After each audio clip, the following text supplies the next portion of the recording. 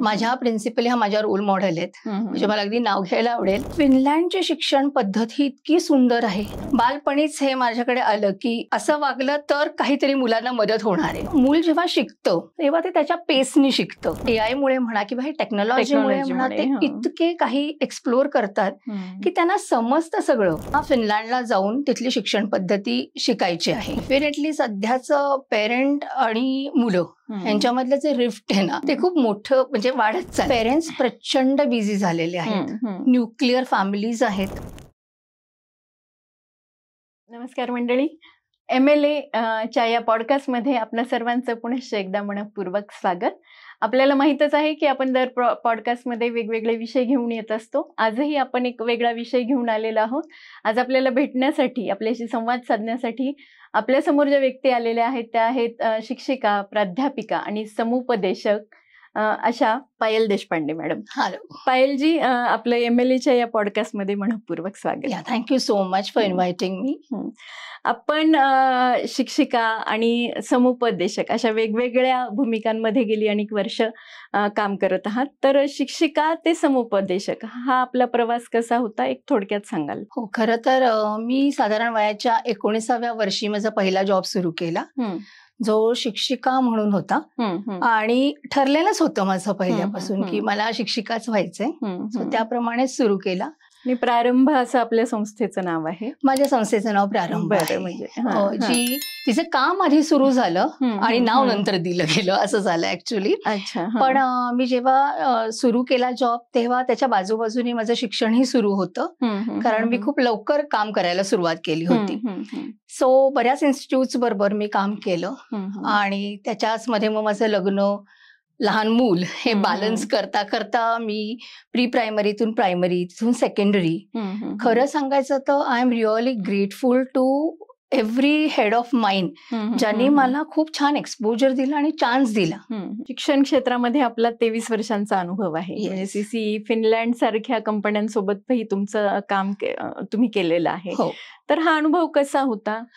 Basically 23 वर्ष teacher आणि principal, त्याच्यानंतर प्रिन्सिपल असं काम केल्यानंतर मला एका हेल्थ चॅलेंजला सामोरं जावं लागलं. आणि थोडक्यात सांगायचं तर नाव आय कॅन से दिस, म्हणजे इट वॉज ब्लेसिंग इन अ डिसगाईज. तर झालं असं की मला सगळीकडेच सगळं काम थांबवावं लागलं, कारण मला खूप लक्ष माझ्या हेल्थकडे द्यावं लागत होतं. आणि ते जे वर्ष मी घरी होते, जेव्हा मी काहीच करत नव्हते, तेव्हा जेव्हा शांत वेळ मिळाला तेव्हा माझ्या समोर, माझ्या डोळ्यासमोर माझं स्वप्न आलं जे मी अनेक वर्षापासून बघत होते की मला फिनलँडला जाऊन तिथली शिक्षण पद्धती शिकायची आहे किंवा त्याच्याबद्दल माहिती करून घ्यायची. तर मग त्याच वेळेला मला कुठून तरी समजलं की त्यांचा ऑनलाईन सुद्धा आता PG डिप्लोमा सुरू झालेला आहे. सो मी CCE फिनलँड यांच्याशी कॉन्टॅक्ट केला आणि त्यांच्याकडून मी फिनलँड बद्दल माहिती घेतली. सो मला कळलं की त्यांचे खूप छान कोर्सेस आहेत. मग ते कोर्सेस मी केले आणि निश्चितच त्याचा मला खूप फायदा झाला.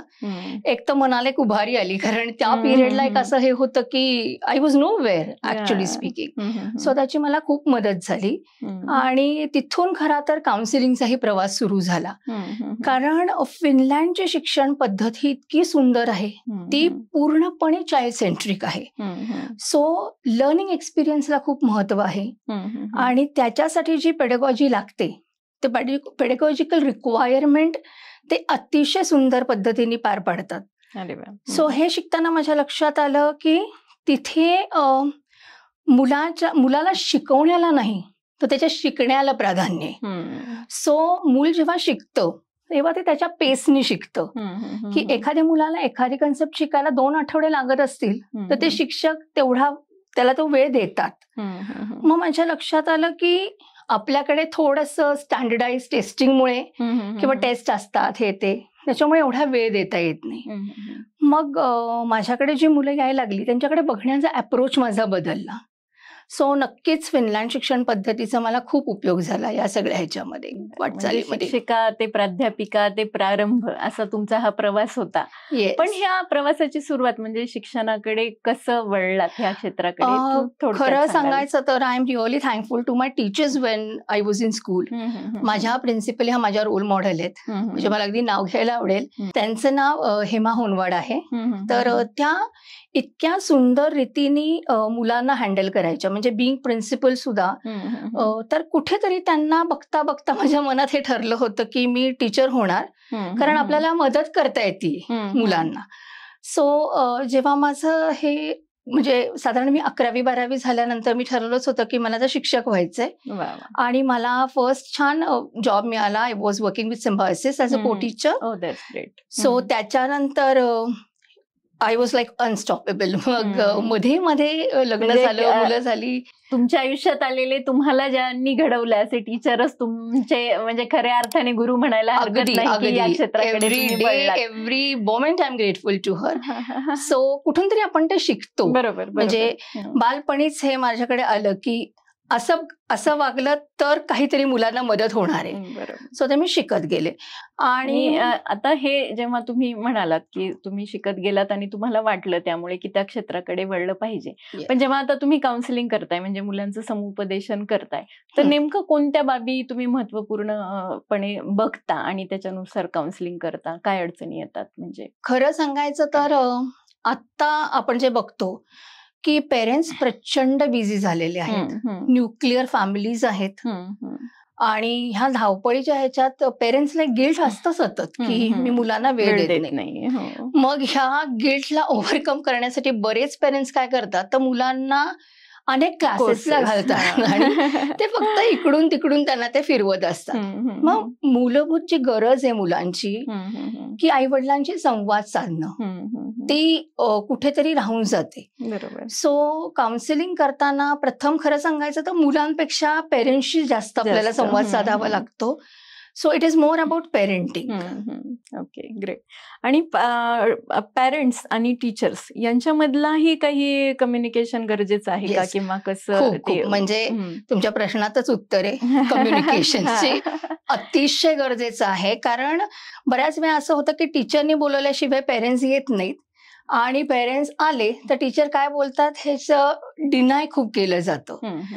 सो मला असं म्हणायचं की पहिलं तर टीचर प्रती आणि टीचरचं पेरेंट्स प्रती म्हणजे दोन्ही प्रचंड ट्रस्ट आणि रिस्पेक्ट असायला पाहिजे.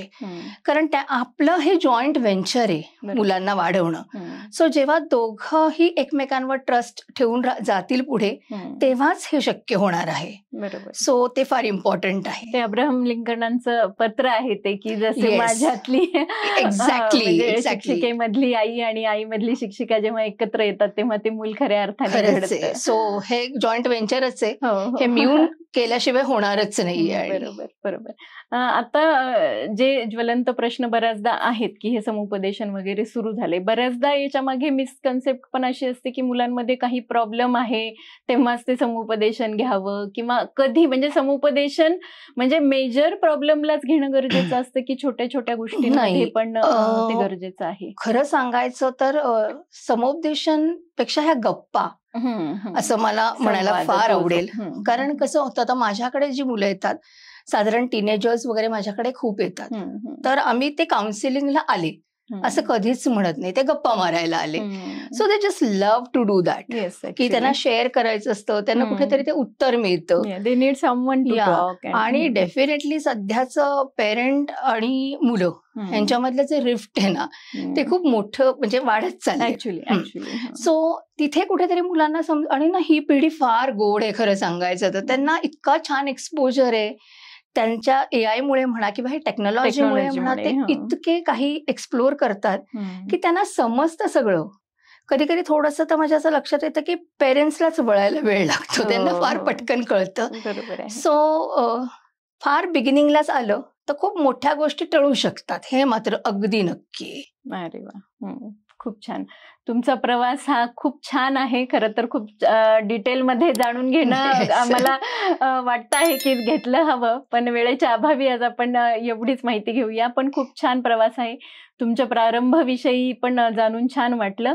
आणि काउन्सिलिंग ही खरं तर सध्याचं जे वातावरण आहे किंवा आधुनिक शिक्षण पद्धती आहे किंवा घरातील वातावरण आहे, या सगळ्यामुळे काउन्सिलिंग म्हणजे समुपदेशन हे तितकंच गरजेचं आहे. अगदी. हे आता नक्कीच तुमच्या बोलण्यामधून आम्हाला समजलं आणि नक्कीच ते घेतलं पाहिजे, म्हणजे मुलांचा सर्वांगीण विकास होण्यासाठी याची मदत होत असावी. बरोबर. आपण इथे आलात आणि एवढी छान माहिती दिली त्याबद्दल MLA तर्फे आपले मनःपूर्वक Yes, even I am thankful to MLA. Thank you so much. Yeah. Yes. Thank you.